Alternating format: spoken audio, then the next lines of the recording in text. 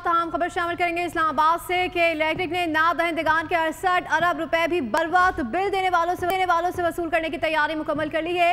नादहिंदगान के 2016 से पहले 26 अरब रुपए भी वाजबात में शामिल कर लिए गए हैं कि इलेक्ट्रिक ने नेपरा में राइट ऑफ क्लेम की दरख्वास्त दायर कर दी। दरख्वास्त में 2016 से 2023 तक नादहिंदगान के अरबों रुपए टैरिफ में शामिल करने की इजाज़त भी मांगी है।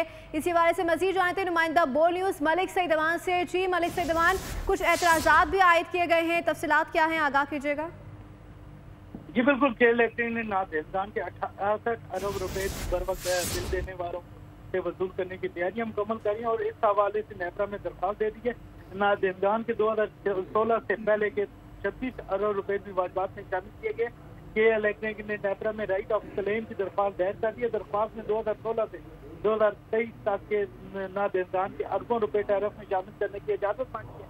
केरल इलेक्ट्रिक की दरख्वास्त पर नेपरा ने 14 एतराज़ात दायर किए हैं और नेपरा ने जो है वो सवालात उठा दिए और नेपरा ने केरल इलेक्ट्रिक नादहिंदगान की रकम को मशकूक रकम करार दे दिया और इस्तफसार किया है कि केरल इलेक्ट्रिक 2016 से पहले के 26 अरब रुपए क्लेम क्यों कर रहा है। क्या केरल इलेक्ट्रिक ने नादहिंदगान के बिजली कनेक्शन मुनक़ता किए? क्या केरल इलेक्ट्रिक के पास नादहिंदगान का मुकम्मल रिकॉर्ड मौजूद है?